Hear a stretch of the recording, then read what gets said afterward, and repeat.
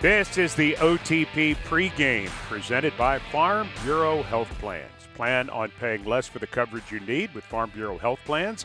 Get a quote today at fbhp.com. With Amy Wells, I'm Mike Keith.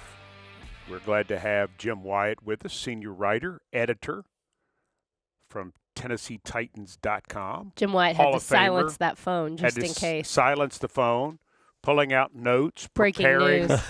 preparing diligently for today's OTP pregame. Oh, yes. How are you? I'm doing great.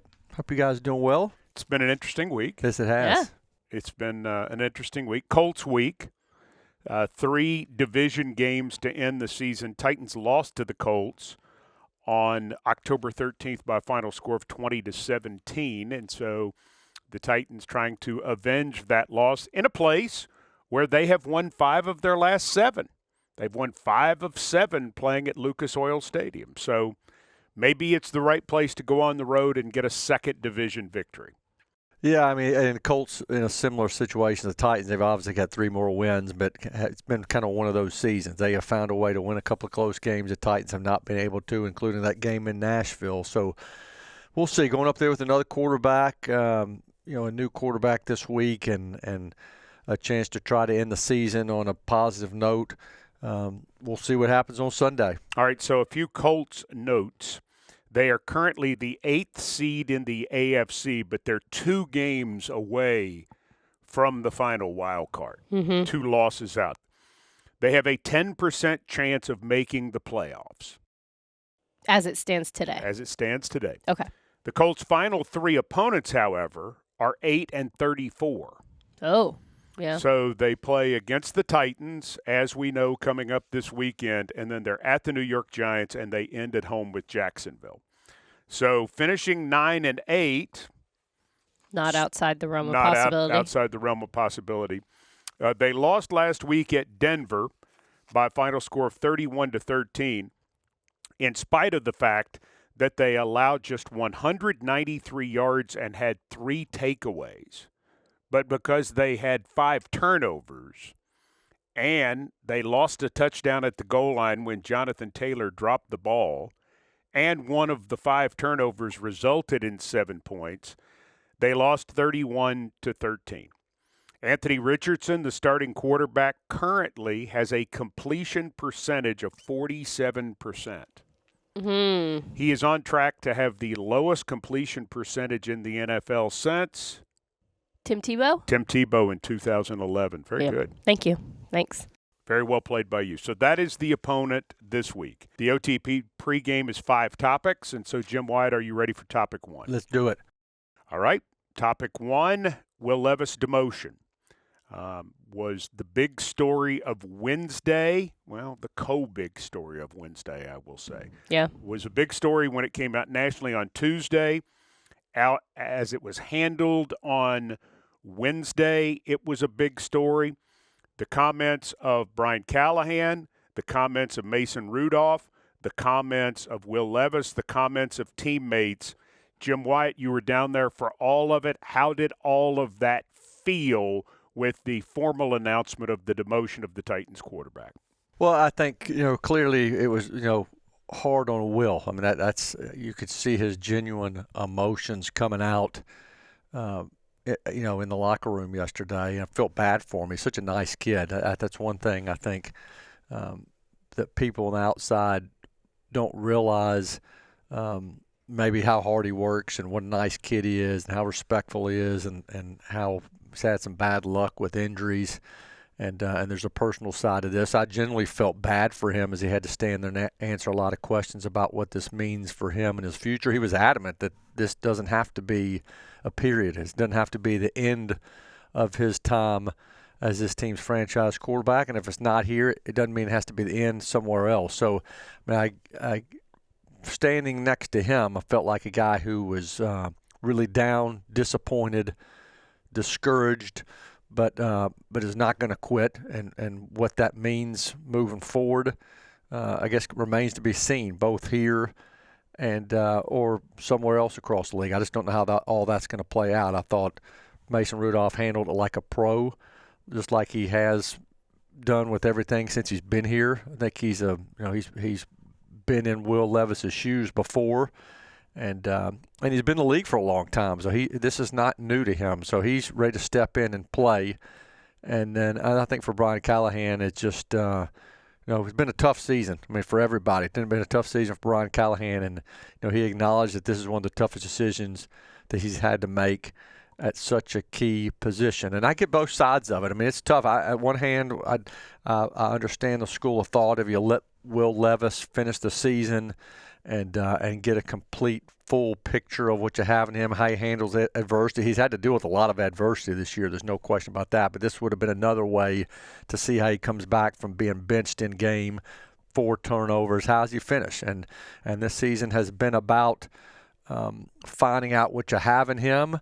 And a part of me thinks, let's finish the job and let him do that. But I also understand the other side, and I think it's important, and that's what Brian Callahan, I'm sure, had to wrestle with is, you've got to hold everybody accountable. And if you're making a change at right tackle because somebody's not playing well, and you're making a change at other positions on the team because somebody's not playing well, then you got to do it at quarterback too. And you just had a quarterback that turned the ball over 4 times in 2.5 quarters, thrown 12 interceptions this year. They've given him a lot of chances. He's taken 40 sacks. Yeah, taking a lot of sacks. I mean, you've got to hold players accountable because I think it means something in the locker room, and I think it means something to your reputation as a coach that you can't pick and choose when you're going to make moves like that. So I get both sides of it. It's just it's just been a tough season around here, and this is just a part of it. Bryce Young was also in the same predicament. The first pick of the first round from last year, now the first pick of the second round is going through the same thing, but he has come back in Carolina and has overall played very well. So I mean, it does not mean it's over. When people publicly declare it over, that doesn't necessarily mean it's over, because the true declarations come from the ball club. And for people to say it's formally over, no. He's under contract. And he's also, unless something changes between the time we record this and going forward to the game on Sunday, he's going to be the backup quarterback. Right. So he is not an inactive player. He's demoted. We certainly know what it looks like. We certainly know what it feels like. Right. But you have to keep these things in mind because he's under contract for 2 more years. So, yes, it does appear it's on a track toward this, but there are 3 games to play. He will be in uniform and he will be active. And so I think that's a lot of what Will is saying about now, which is important. Yeah, and I think what he's also saying is, look, if I am called upon to need to go back into the game, I have the ability to do that. Well, he's not going to do it Devondre Campbell. No. He is still contributing to this team. He is still confident in his abilities and his abilities to lead. And so I think you're right, an important thing to acknowledge. And I think this isn't so much a period as it is maybe like a semicolon.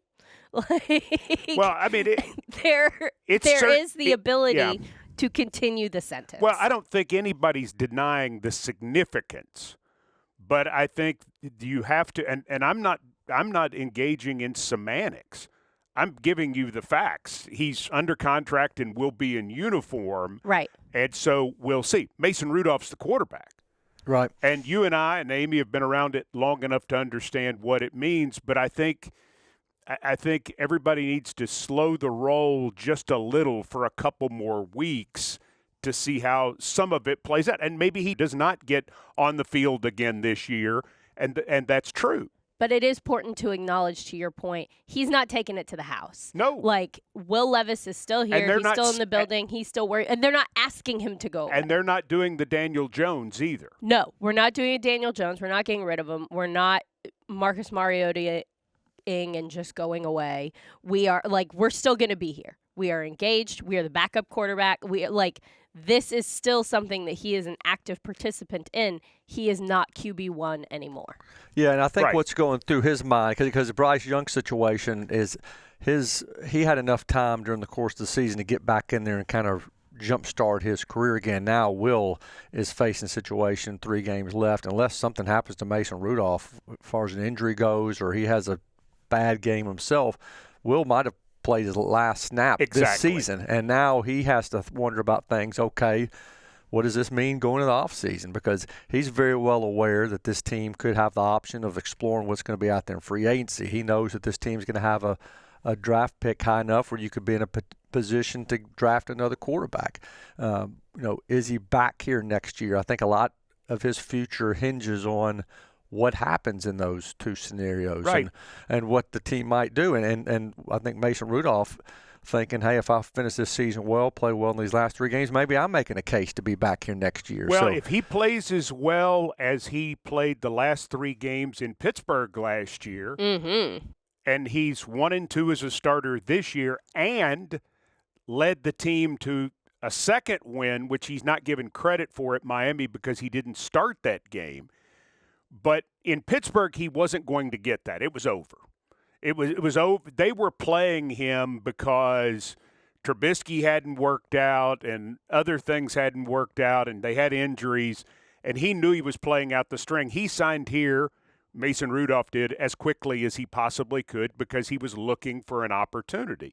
And so who knows how he will be seen if he goes out and leads the team to 3 wins. I mean, maybe they do see him as the veteran answer and they draft one. Or if not, the Titans will have the resources to do both. There are a lot of things there. I guess the only thing I'm saying is I'm just cautioning slightly to say, because of the contract situation, Levis could be part of that equation. Yeah. Yes. Very much so. No doubt about it. I mean, he could be in a battle for it again at some point. And if you're Will Levis, you can't disengage right now. You're not going to give the Daniel Jones speech because he understands in year 2 he can't, and that if something happens with Mason Rudolph, either injury-wise or poor play or just the decision to go back to him, he's got to be ready. Yep. He can't give a poor accounting of himself after that. That's right. And it's been it has been a disappointing year for him, no question. I'm sure he expected to play better. I'm sure the coaching staff expected him to play better. But also when I look at things through his eyes, and again, he would never say this, but he's played behind an offensive line that's had his share of struggles especially on the right side. He's and he's had to deal with a right shoulder injury since week 5 really since week 4. Right. That really I don't think ever has been right for him. He's had to get shot up before games, and he's dealt with some inconsistencies around him on the football team. He has not done enough to make things better, and some quarterbacks can rise above some of that stuff, but it hasn't been a perfect situation for him either, and I'm sure he probably has some of those feelings himself. Well, and things have been in a state of flux here. I mean, new coaching staff, new system, a lot of new personnel. I mean, it's been hard. I think I'm like you. I like Will Levis, and I like his commitment to doing this job. The numbers don't match up to what they need to be. I mean, they just don't, and that's exceedingly hard for everybody. I think the hard part right now, more so than just the quarterback is always going to be the lightning rod one way or the other. Take that out. The tough thing for the Tennessee Titans is they're in a state of flux at quarterback again. Yeah, that's a tough spot to be in. Yeah. And we've lived through that when Steve McNair left. The Jake Locker, Matt Hasselbeck, Charlie Whitehurst, Zach Mettenberger, Tamarcus Mariota.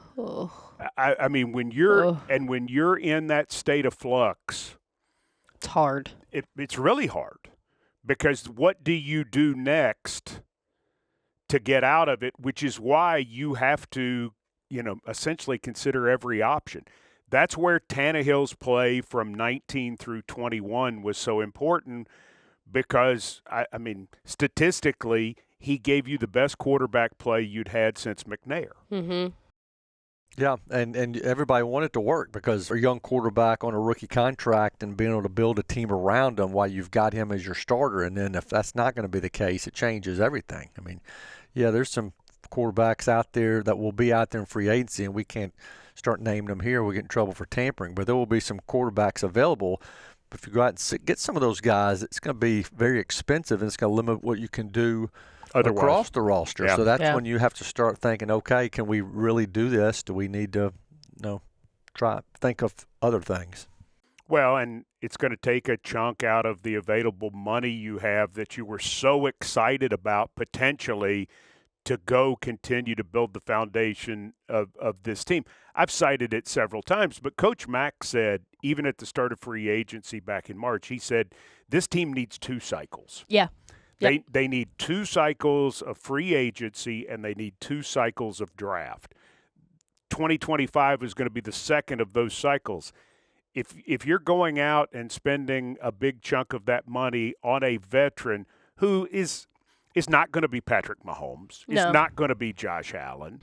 I mean, it may be somebody of quality, but it is not someone – I mean, let's face it, if that person were so proven, then there would be no way you could get them away from anybody. So, I mean, the flux thing, I mean, when you draft Vince Young at 3 and it doesn't work, when you draft Jake Locker at 8, and admittedly that was a different year coming out of the lockout. But then you draft Marcus Mariota at 2 and they don't work. And you're hoping this guy at 33 is going to work, because it gives you such a financial advantage.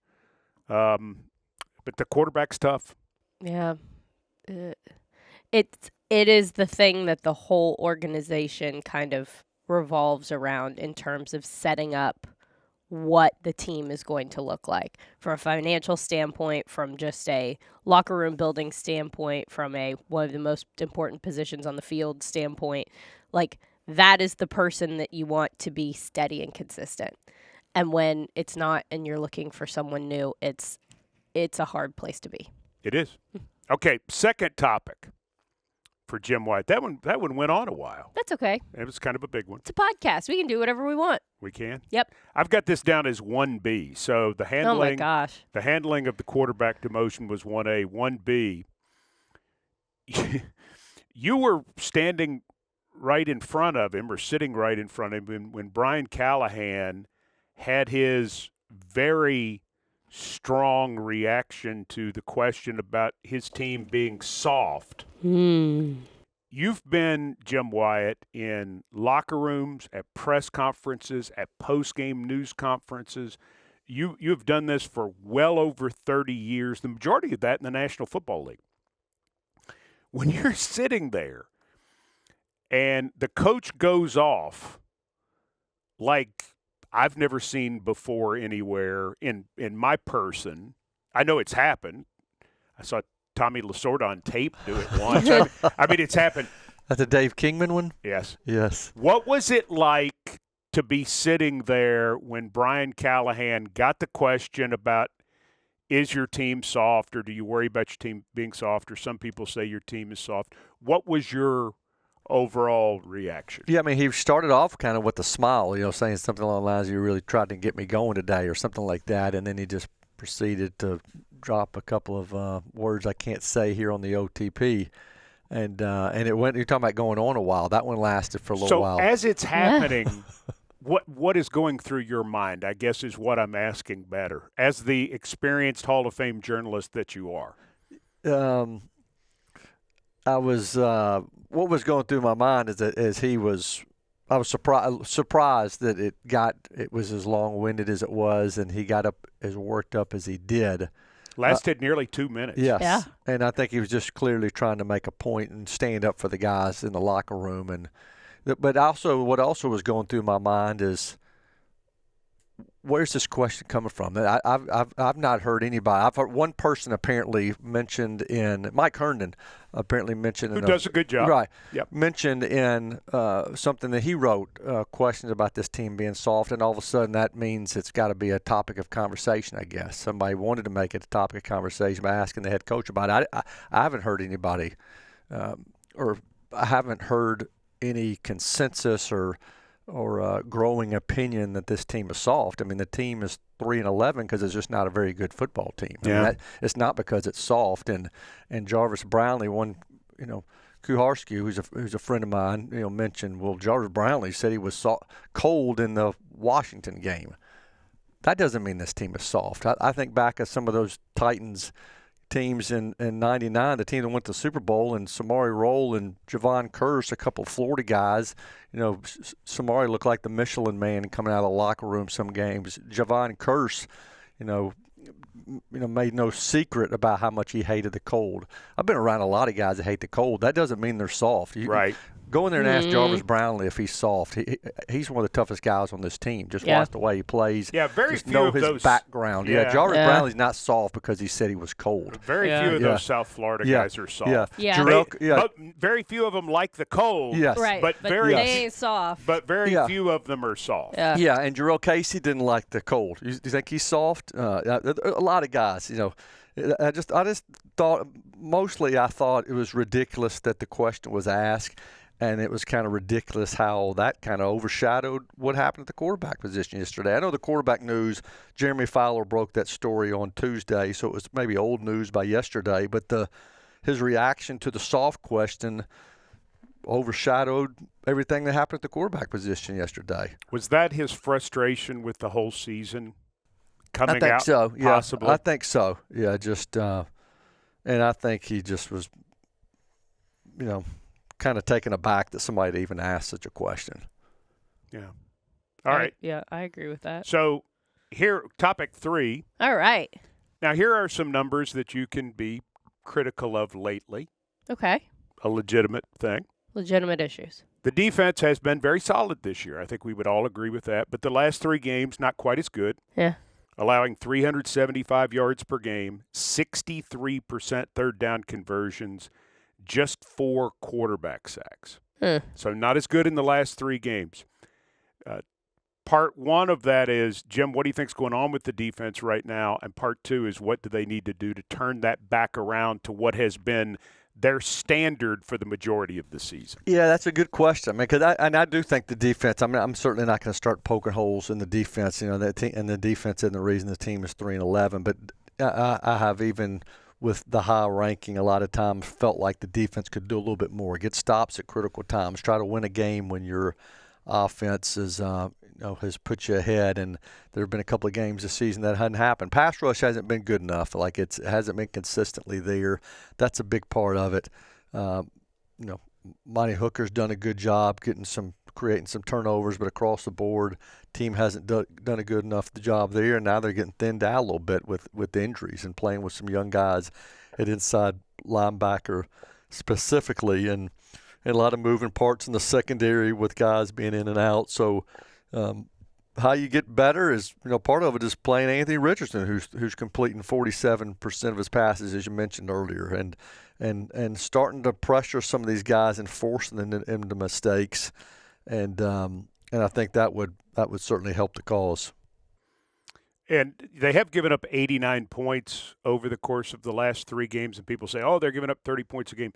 38 of the 89 points have come as a result of turnovers. That's interesting. Yeah. Yeah. And that's not really on them. It's not on them. Yeah. Yeah. I mean, they've been in some situations where you're like, well, we'd like for you to get off the field, but I mean, they've been put in some tough spots. Do you think it's just they're wearing down? Yeah, I really do. I mean, if you look, especially early in the season, the time of possession was so lopsided in a couple games.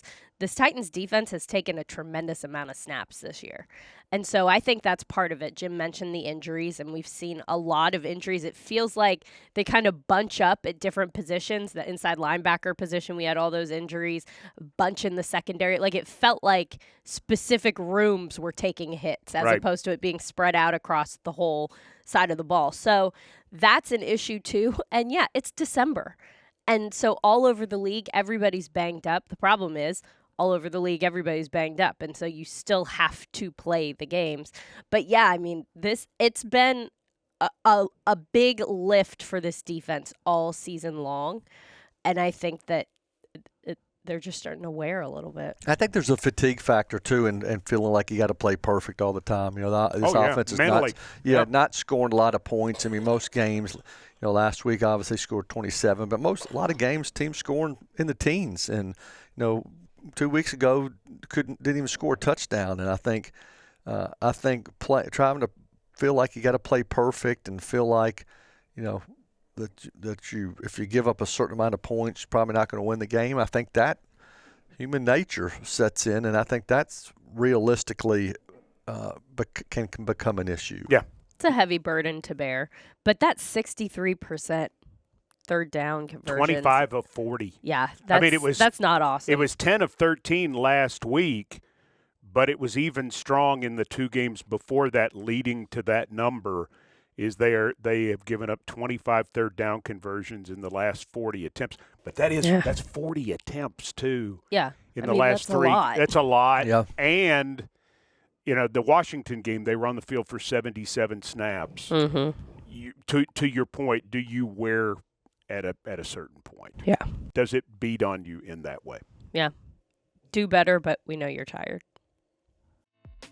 Hey Titans fans, with a Kroger Boost membership, you'll score big with double fuel points, free delivery, and lots more. Go to Kroger.com/boost for details. Kroger, official grocer of the Tennessee Titans. Tighten up. Home is at the forefront of all that we do. It's why we're so committed to caring for the places and spaces in which we work and live.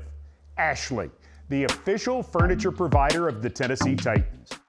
Continue with the OTP pregame with Jim Wyatt. Topic number 4, Tyjae Spears. It appeared that Tyjae Spears was headed towards a lost second year. And we've seen that from different guys. They have a nice rookie year, and then there's an injury or a couple of injuries, or they're plagued by injuries and some poor play, lose their confidence, things happen. So that sophomore slump is a real thing in the NFL. Looked like he was headed towards that through realistically no fault of his own. But then he pops back in the game against Cincinnati, scores 2 touchdowns, 92 yards from scrimmage. What does he need to do, Tyjae Spears, over the last 3 games to avoid the lost season? Yeah, I think just kind of continue the momentum from this past week. And I watched him in practice just like all of us did last week, and he seemed like he had more juice to him. He was, coaches were complimenting him. He was looked a lot more explosive, and part of it's health. I mean, he's been a little nicked up himself. He coming off of a concussion recently as well. He's getting more practice time now because Tony Pollard has had to miss so much with the ankle. Tony Pollard hadn't been practicing really at all over the last couple of weeks, and that's allowed Spears to get in there and get in more of a flow. So I think he just needs to build on this momentum. I thought probably his best game as a Titan on Sunday, and I think that's got to be a big confidence builder for him. Well, his numbers don't reflect, who he is overall. You look at his rushing, 54 carries for 190 yards and a touchdown. It's 3.5 yards a pop. He's a better back than that. Titans fans know. The media knows. Everybody knows he's not a 3.5 yard per carry back. Right. And then, the catches, 24 for 177. That's more in line with where you think he will be. You're looking to build as you head down the stretch for a lot of these younger players, not just rookies, second, third, fourth-year players. And it would be a big deal if Tyjae could get a 100-yard rushing game, could score some more touchdowns, could feel good about that, because I think he's part of the foundation going forward. I think we know Pollard is, and Tyjae is too. Having that 1-2 as something Titans fans were excited about, and Brian Callahan was excited about before the season, I think that was a very real thing and still can be.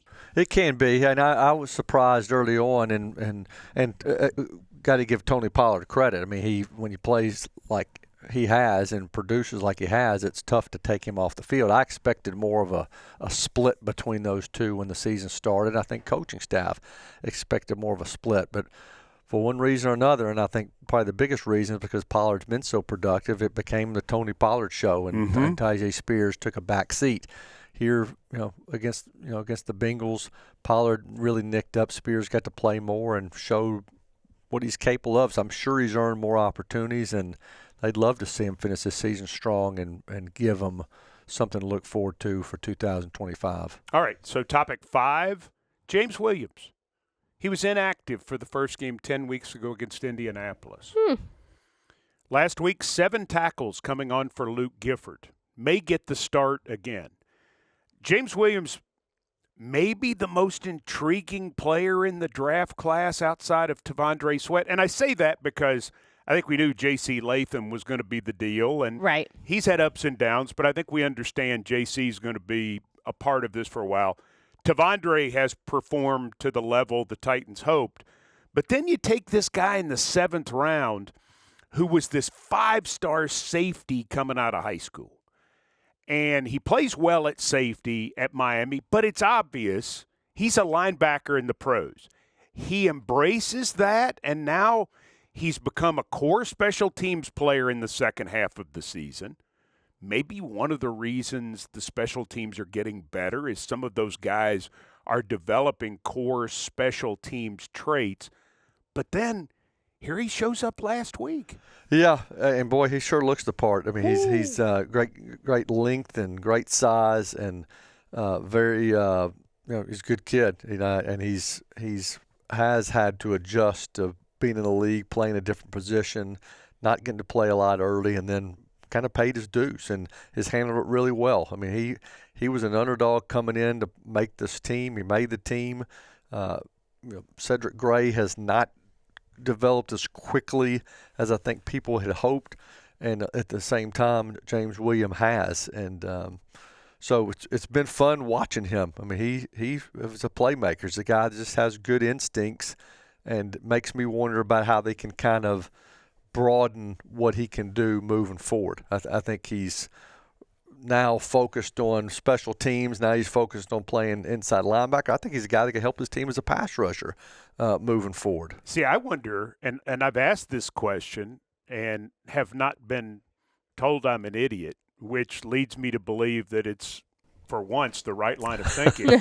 Could he grow into being an outside linebacker? Because he is so long. He's nearly 6'4". He's 240-something pounds. Does he just keep developing in this way? And I think one of the advantages James Williams has, he does not have bad traits at linebacker because he's never played there before, and Frank Bush is coaching him. Right. And so he is only learning it the right way from the start. He doesn't have things he did in high school and things he did in college and crutches that he came with. Coach Mack has often talked about the Stephen Tullocks and the Keith Bullocks and the different players that he had to get them out of certain habits. He doesn't have any. He was a safety. Yeah. Well, this whole position, it's just crazy how it's kind of evolved this year. And Kenneth Murray, I think, has been solid for the most part, but then Ernest Jones was here, and then Baker comes in, and Gifford gets a chance, and Odris Reese gets a chance, and Gibbons. So many, Gibbons. I mean, so many guys have gone through, and the unfortunate thing about a 3-11 season is it's a 3-11 season, but at the end, you get a chance to look at young players, and James Williams, one of these guys, is going to get a chance to play here down the stretch, and he's somebody that you can be optimistic about as you look toward the future at that position. Hey, Titans fans, SeatGeek makes it easy to find tickets so you can be a part of all the touchdown celebrations this season. Whether you're buying or selling football tickets, SeatGeek is the place to do it. SeatGeek is the official primary ticketing partner of the Tennessee Titans. The most disruptive idea in ticketing, a ticket that works. Expect the expected. SeatGeek. SeatGeek. Made a rookie mistake this football season? Maybe you should have had a Snickers. Because now you can enter for the chance to turn those rookie mistakes into prizes, including a trip to Super Bowl 59. Visit Snickers.com/rookie mistakes for details. All right, so are we ready to do our... We're ready. I have my props on standby. Okay. So Jim. we bring Your them out. pizzas. Jim is in the Snickers hot seat, and now see he does it the old-fashioned way. He does it the right way. Yes, as God intended. That's right. Okay, it's time for the key ingredients of the game, delivered by Little Caesars Pizza. Go. Key number 1 on offense: be really good on third downs. Tennessee has started to improve their third down offense in recent weeks, and that needs to continue. Staying on the field and moving the football is obviously a good thing, but it hurts Indianapolis's offense too. The Colts are a rhythm offense that thrives on opportunities, so on Sunday in Indianapolis, Tennessee can limit those opportunities by converting their own third downs and staying on the field. Key number 2, cover kicks well. In the first meeting between the Titans and the Colts, punt return yardage was a major difference in a close game. Figures to be the same type of game, a limited possession tight game. The Titans need to make sure they win the hidden yardage. That starts with picking up field position when returning punts and not allowing Indianapolis to get anything started with their punt returns. Key number 3, come up with the one big play at the end. When the Titans have won at Indy in 5 of the last 7 years, they have always made a big play towards the end of the game. A blocked field goal return for a touchdown, an interception in the end zone, hitting a big pass play. It seems cliche, but these matchups inside Lucas Oil Stadium always seem to come down to one play at the end. Make that play on Sunday, and the Titans can win again. You're not even trying to get it under a minute anymore. Not anymore. Nope, you were like 20 seconds over. Little Caesars is the official pizza partner of your Tennessee Titans. Download the Little Caesars app and get your favorites delivered today. Delivery fees do apply. Jim, you've got those pizzas on your fingertips. Pizza. I can't flat. I've got screws and you plate can't in my even wrist. flatten your Yeah, I hands. can't flatten my All right, wrist. we've got to switch props. Oh, sorry. It's time for a mayo-tivation from Hellman's as we Give me those pizzas. Yeah. And a squeeze bottle. Are you doing the whole thing? For your sandwiches at the holiday time. And a tray. You got a tray. You need a tray because don't you like to take a tray into the den or whatever? And Of sandwiches? Of sandwiches. Everyone's got a snack.